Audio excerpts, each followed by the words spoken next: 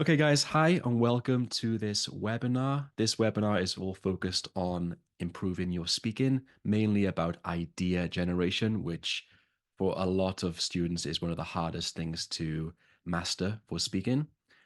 If you also have an issue with idea generation, write yes in the comments, in the chat, and yeah, let me know if that's also an issue that you face. I've taught so many students over the years. I've been a teacher for about 15 years. Before the Duolingo test, I was an IELTS teacher. And the main issue almost all students have with speaking is idea generation. They run out of ideas when they're speaking, they get nervous, and then they don't speak for long enough, or they use a lot of fillers, ums and ahs, in order to overcome that idea generation gap. So this lesson will help you with that. We're going to cover a few things. I'll share my screen now. We're going to cover a few things. We're going to cover how to generate ideas, how to come up with good ideas, and then importantly, how to actually extend those ideas to speak for a long time, which is really important. To get the higher scores on the Duolingo test or IELTS test, you need to speak for the whole amount of time given. They really emphasize that. So, like I mentioned, I have asked hundreds of DET students and IELTS students about their biggest challenges with speaking. And, well, can you guess what nearly all of them say? They say one of these three things. One, I don't know what to say.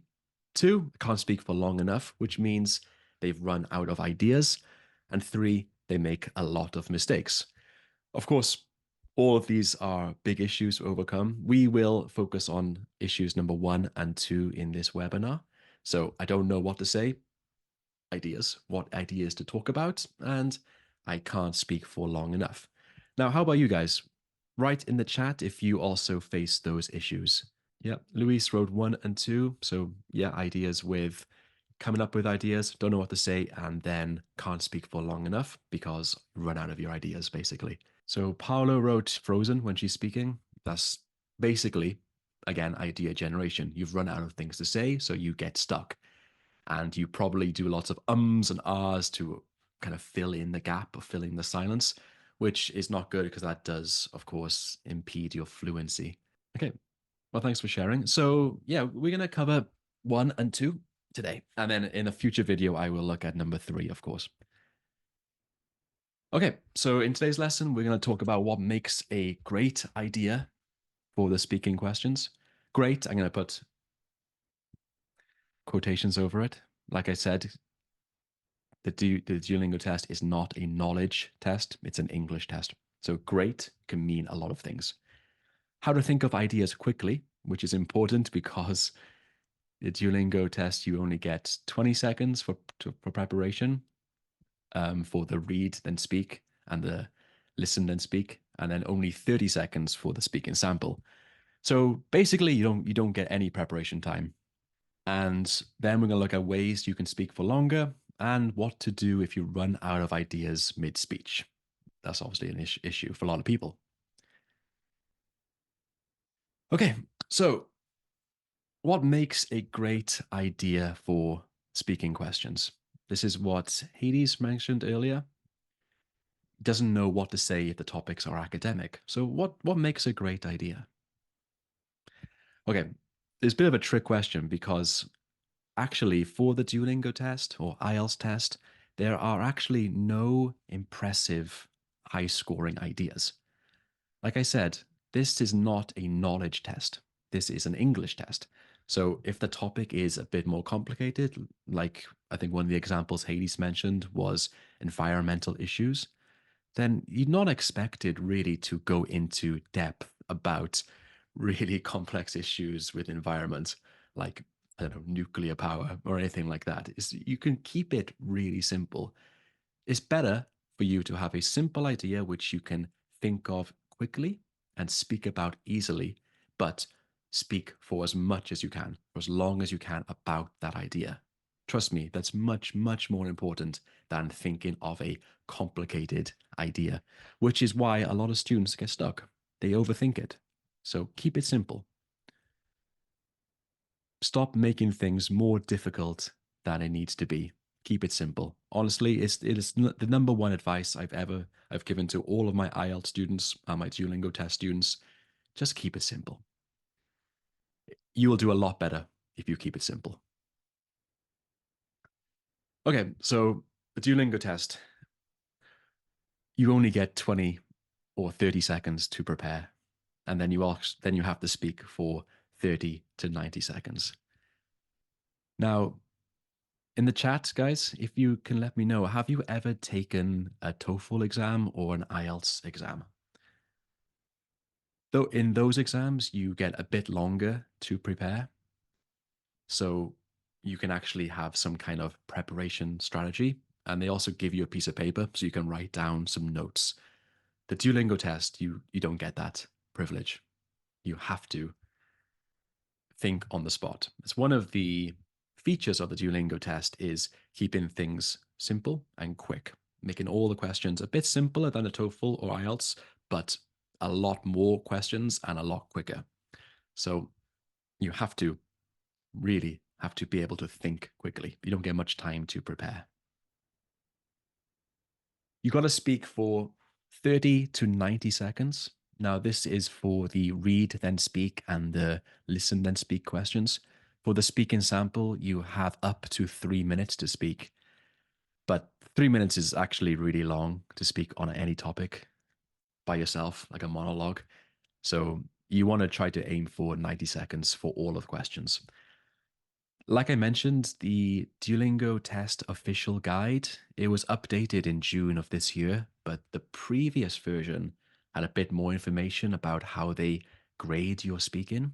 And one of the criteria, fluency they called it, was your ability to speak for a long time. Just speak for as long as you can about your simple ideas. And of course, in this webinar, I'm going to go over some techniques you can use to speak for as long as possible, and actually makes it quite easy. Okay, ideas. So what makes a good idea? Firstly, it needs to be relevant to the topic. That's really important. It needs to be relevant to the topic. If your answer is not related to the topic, then you'll lose points for an aspect they call content or task relevance. If your answer is like completely different, you might not get a certified result. So Duolingo are pretty strict actually with memorizing answers. They don't like that at all. So in one way that they kind of measure if you've memorized an answer or not is how relevant your answer is to the topic. Next one, good ideas are easy to think of. How long do you have to prepare? Well, 20 or 30 seconds, so almost nothing. You need to be able to think of these ideas very quickly. And another good idea is something that's easy to speak about, especially speak a lot about. Keep your ideas really simple. Don't overcomplicate it. Okay, let's take a look at some examples. So listen, then speak. This is the question we looked at. This was on the practice test. Talk about environmental pollution in the place where you live, what causes it, and what are the effects, and how can it be controlled. So we got several points to consider. Environmental pollution as in the main topic. Then we have causes and effects. And the last one is how can it be controlled? Almost like the outcome. What can you do to fix this issue, the solution? Here's your task. I'm going to give you 30 seconds. I want you to write 2 simple ideas for this question in the chat. Do that, and then we will go through them together. Then I'll share my ideas with you, and we'll see just how simple it is to come up with easy ideas quickly. Okay, 30 seconds. Write 2 ideas based on this question in the chat. Okay, Nisip wrote, we have to change the infrastructure of the city from coal heating to natural gas. Yeah, great. Okay, Mohammed wrote, grow plants and trees. Yeah, perfect. Another idea, we should use biodegradable bags instead of plastics. Yeah, awesome. Great. Yeah, these are all like super good ideas, really simple. Yeah, Hades wrote air pollution is an issue, so we can stop using fuel cars and replace them with electric cars. Yeah, these are all really good ideas.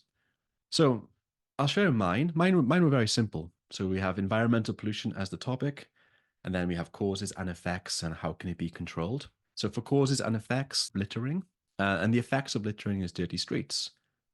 Another cause of environmental pollution is car fumes, and then we have air pollution as the effect. Plastic use, harm to animals or plants, and dumping sewage, and the effects could be then ocean or river pollution, which is something my country has a lot of. The UK has a lot of ocean pollution. It's terrible. And how can it be controlled? Simple idea would be promoting recycling or encouraging people to walk, ride a bike. Governments can make factories cleaner, and you can educate people on how to prevent pollution. So, like I said, these are really simple ideas. Like my daughter, she's 7. They do this type of thing in her school all the time. She could come up with these ideas, and that's great. You do not need to have complex ideas. The important thing is once you've got your simple idea, are you able to speak about it for 90 seconds? That's the aim. Simple ideas allow you to speak for longer. That's why I'm highly advocating you don't overthink things and keep your ideas really simple. Okay, so speaking sample, talk about how local parks can serve different community needs, what activities or features can make parks more appealing to everyone, how can we find out what people really want in parks? Again, another task, can you think of 2 simple ideas in 30 seconds to answer this question? Local parks, so what activities or features, and how can you make it appealing? The part 3 then is how can we find out what people really want? Think about it. Okay, write your ideas in the chat and then I'll share mine with you. Okay, we have local parks need to have a good and safe playground for children. Yeah, great.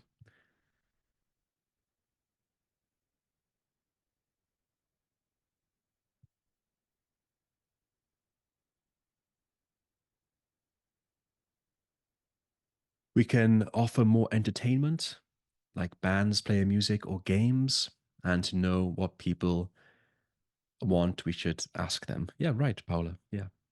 Yeah, again, the point of these exercises is that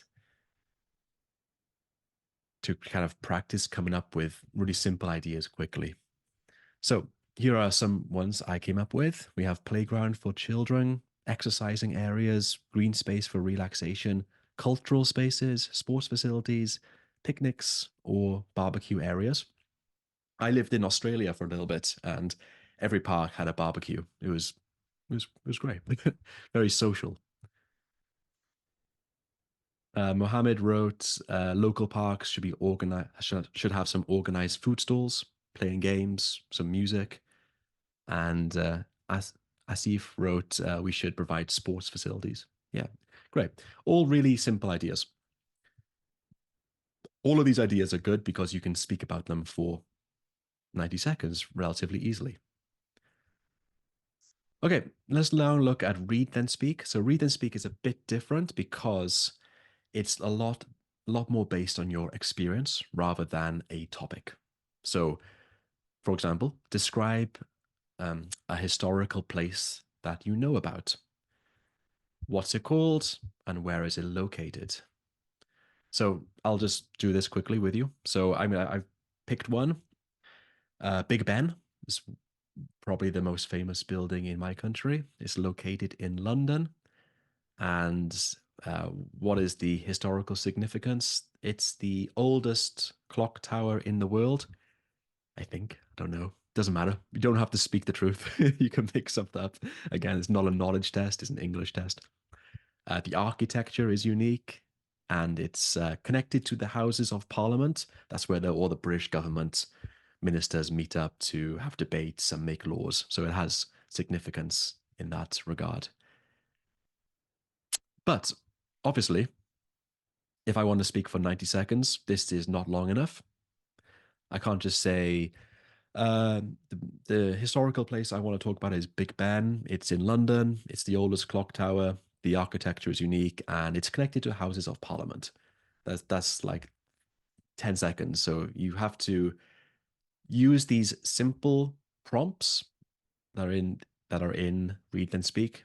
Use them, answer them directly, but then expand. Always expand your answer. Speak for as long as you can about each one. Again, doesn't matter if it's simple, just keep going as much as you can. So, for example, I can say, the historical place I want to talk about is Big Ben. That's my simple answer. Now I'm going to expand, which is one of the most famous buildings in the UK and around the world because of its unique architecture. It's located in London. Simple answer, direct. I want to expand, elaborate. To be more specific, it's right in central London on the bank of the River Thames. You can actually see Big Ben from most parts of central London. Simple, right? I'm just going every response goes a little bit further. That's the kind of the point. Expand your answer. Don't just answer simply. Then I'm going to use a transition phrase, such as, okay, moving on to the next question, or in this case, moving on to the final question, which is the historical significance of the place. This is my kind of sample answer. Big Ben is probably one of the most famous landmarks in the city, mainly because of its huge clock tower. It's got a lot of historical significance. For one thing, it's actually one of the oldest clock towers in the world, and it's been around since the 1800s. What makes it stand out is the architecture, which is very unique, especially when compared to more modern buildings around it. It's also a part of the Houses of Parliament, where the British government works, so it has political and historical importance. The point I'm trying to make is you need to give a direct answer and always expand on it. How to speak for longer. So you have to speak for between 30 and 90 seconds. That's the requirement, but you should be speaking for 90 seconds to get the higher score. There are some techniques and some kind of tricks that teachers use to help you to speak for longer. The most common one, and one that's really effective, is called the PPF approach. So, this is when you talk about your simple idea, you talk about it in the present, the past, and in the future. This allows you to take a really simple idea and speak about it in three different ways, expanding your answer. But on top of that, it means you'll be using some grammar tenses in the present, grammar in the past, and grammar in the future. And of course, grammar is on your Duolingo test grading. So, this is an example. So, we looked at this question earlier. Talk about environmental pollution in the place where you live. What causes it, and what are the effects, and how can it be controlled? So, to begin, we'll talk about the present. Okay, we'll have an introduction. Littering is a big cause of environmental pollution where I live, and it's something I notice a lot in my city. Okay, introduction. Now we'll go into the present. You use a trigger word, nowadays. Nowadays, it seems like people have a habit of littering quite a bit, and unfortunately, this really contributes to more waste piling up and adds to environmental pollution. Because of this, you'll often see the streets scattered with trash, which makes the whole place look messy and not so appealing. It's kind of sad. It doesn't take much just to throw things in a bin. The more litter there is, the worse the area looks, and it just creates this unpleasant vibe all around. Okay, I've answered the question about environmental pollution, causes and effects in the present. This is probably about 30 seconds, so not long enough. So now I want to use this PPF approach to speak for longer. So rather than thinking of new ideas, I just think about the same idea in a different tense. In this case, we'll start with the past. Trigger, when I was younger. So now I'm moving to the past. When I was younger, people seemed to care more about keeping our city clean. There wasn't as much litter on the streets, and people made an effort to throw their trash in bins. Over time, though, that sense of responsibility has faded. Now there's a lot more litter, and it feels like people don't care as much about their surroundings anymore. It's a big change from how things used to be. Okay, past. Good. Made my answer from 30 seconds to about 50 seconds, probably. And now I'm going into the future. to expand even more. I hope that government steps in soon with stricter laws to stop littering. Stronger rules and bigger fines might make people think twice before throwing trash on the streets. With stricter laws, we could start to see cleaner streets and less pollution.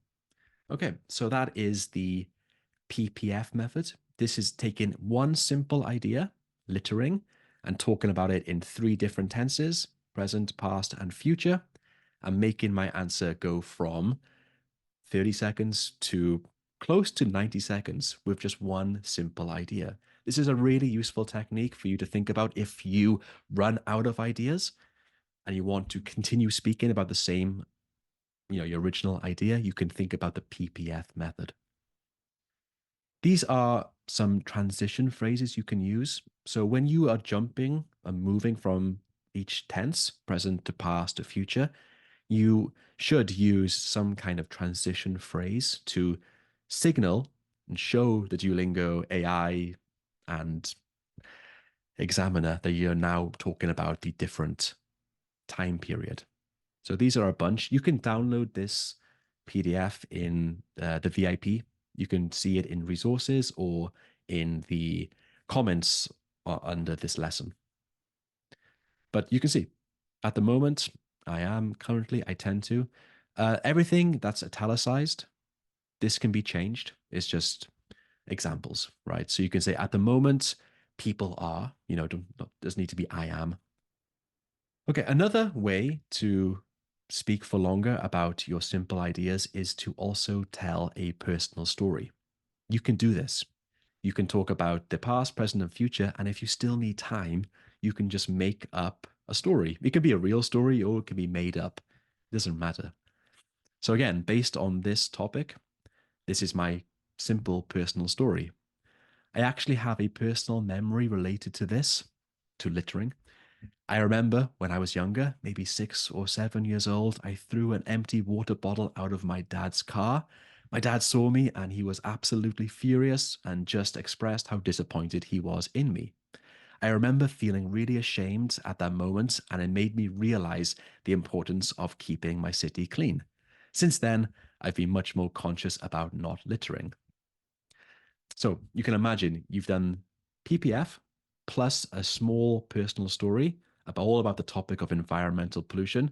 Your one idea, littering, has now lasted at least 90 seconds, probably more like 2 minutes if you're doing a speaking sample. So those two approaches will mean that you always have ideas, you'll never run out of things to say. And if you do run out of things to say, you get stuck mid-speech, you could think, okay, PPF or personal story, like what can I do to fill in this gap? When it comes to a personal story, you need to signal and show the examiner that you're now telling a story. Something like this. I actually have a personal memory related to this. And here are a bunch of other phrases you can use. I can recall a specific moment when I threw a water ball out of my dad's car window. Speaking of this, I remember a time when I littered in front of my father and he told me off. These types of phrases signal that you're now moving from an idea into a personal story. So use these. Again, these are all in the PDF. You can download them and practice with them.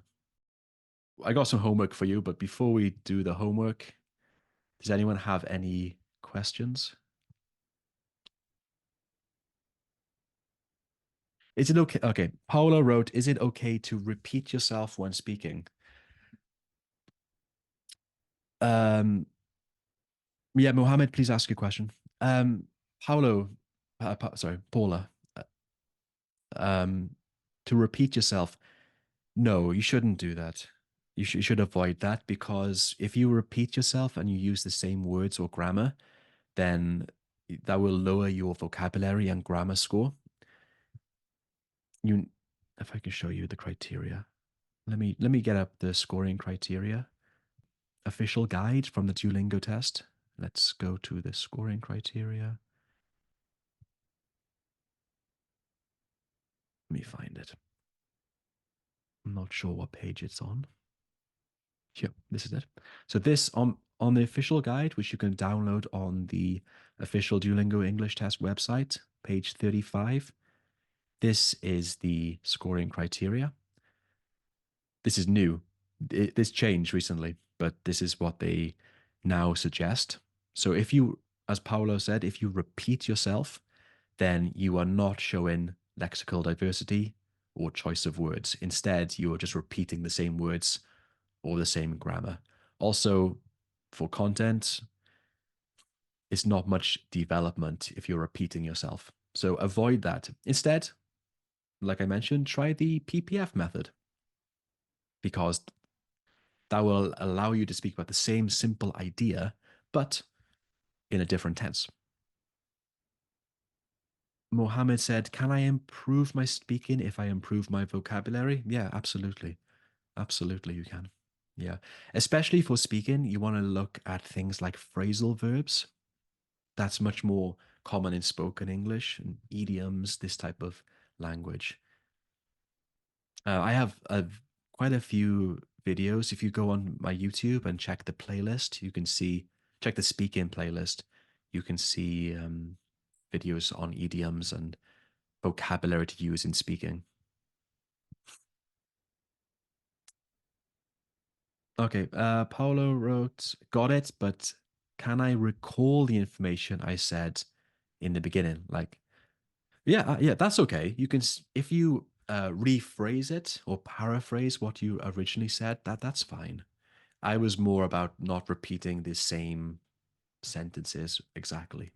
So, for example, you can say for environmental pollution, you could, after your last point, you can say, oh, like I mentioned in the beginning, littering is a major problem in my city, and it's something I hope our government tries harder to make better or to prevent. Does that help, Paula? Okay, cool. Okay. All right. What I'm going to do now is I'm going to give you your homework and show you how to use AI to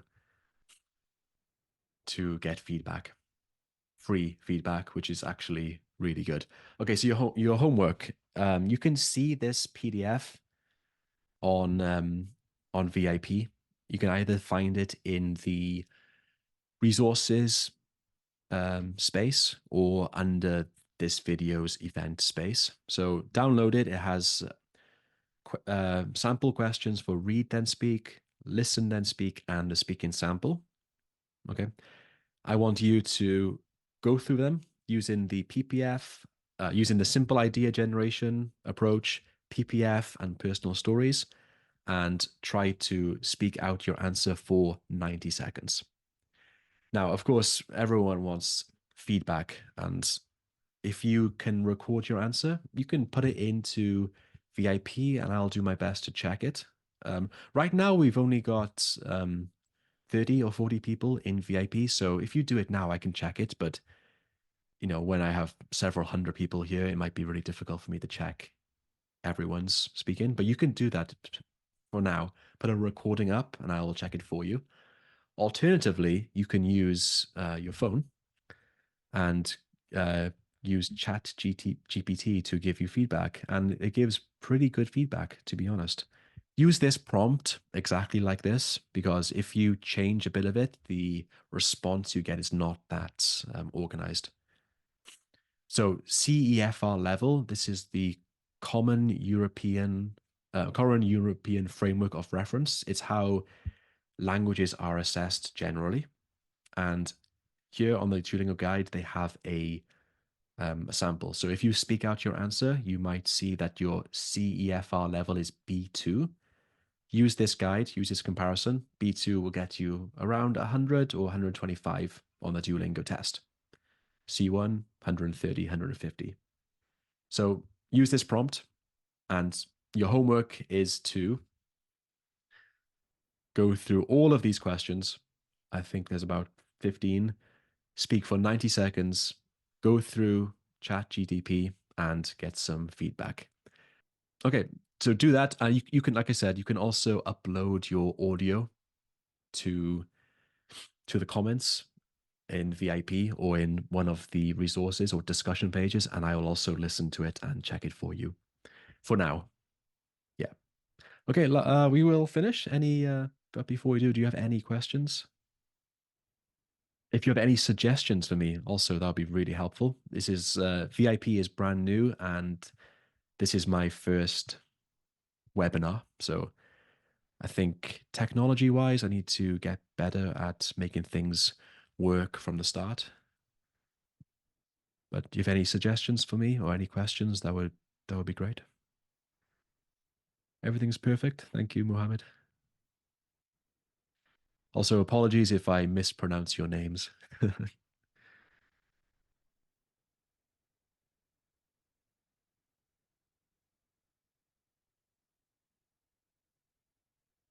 You can always leave questions in VIP under the discussion space. I will check them every single day.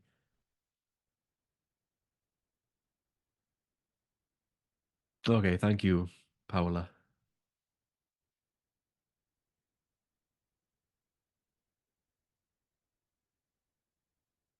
Oh, Haiti said that her husband got 110 from my YouTube videos. That's amazing. Where did he study?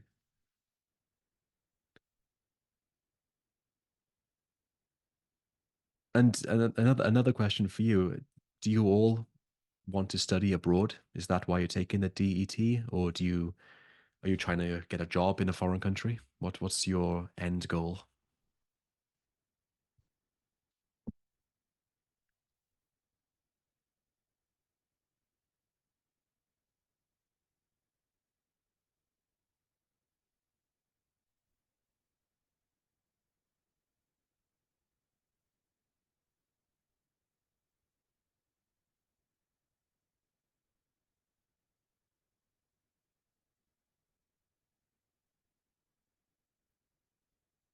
Okay. So Haiti said that her husband studied in Lakehead University in Canada. Oh, I would love to go to Canada. Sounds great. And Paolo said her goal is to study abroad, CS major. Nice. My brother did that. He's it's a good major. And Mohammed said thank you. And Hades also wants to study in Canada. All right. Well, I really hope I can help you guys achieve your goals and your ambitions. Like I said, VIP is new, so any suggestions, just let me know in email or in the comments, and I'll do my best to improve it as much as I can. And um, next week's schedule, Monday, just a Q&A. I'll I'll be here for about an hour. I'll do some work, and you guys can come in anytime you want to. Just ask me a question, and I'll do my best to answer. And then on Wednesday, I got a free webinar for anyone who's wants to join. That is going to be on also listen and then speak. So I'll do one free a month, and the rest will be for VIP members.